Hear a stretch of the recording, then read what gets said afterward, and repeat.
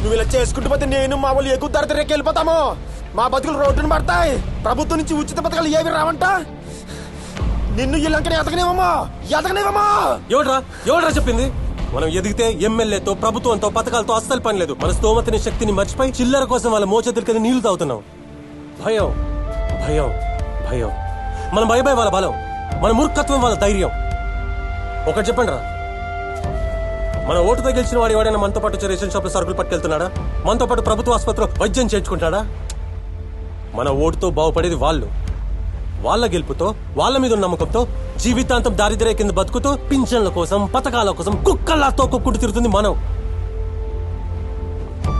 70 సంవత్సరాలు అవుతుంది స్వాతంత్రం వచ్చి. పార్టీలు మారాయి కానీ మన రాతలు మార్చరు. ఎందుకంటే ప్రతి ఒక్కడికి కావాల్సింది గెలుపు మాత్రమే, అభివృద్ధి కాదు. అందుకే మన దేశం ఇంకా అభివృద్ధి చెందలేదు. ఇంకో 100 ఏళ్ళైనా 1000 ఏళ్ళైనా ఇలాగే ఉంటుంది. మనం మారితే తప్ప మార్పు రాదు.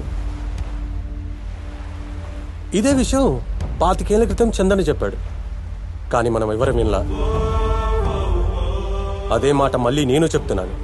వింటే, వాస్తవాన్ని అర్థం చేసుకుంటే మన జీవితాలు బాగుపడతాయి. లేదంటే ఇంకో 100 ఏళ్ళైనా 1000 ఏళ్ళైనా అదే రేషన్ షాపు, ప్రభుత్వ ఆసుపత్రి, ఎంఆర్ఓ చేతులు, ఎమ్మెల్యే కాలు, చీదినమ్మ జీవితం.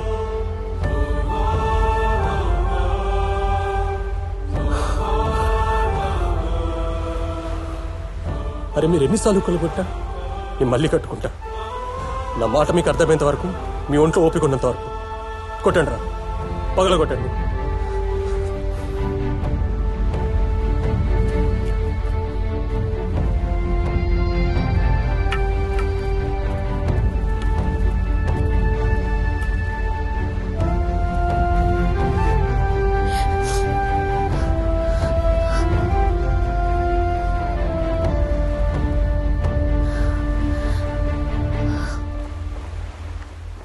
Please do subscribe to Madhura Audio. Please subscribe to Madhura Audios. Please subscribe to Madhura Audio. Please subscribe to Madhura Audio. Please subscribe to Madhura Audio. Don't forget to subscribe to Madhura Audio.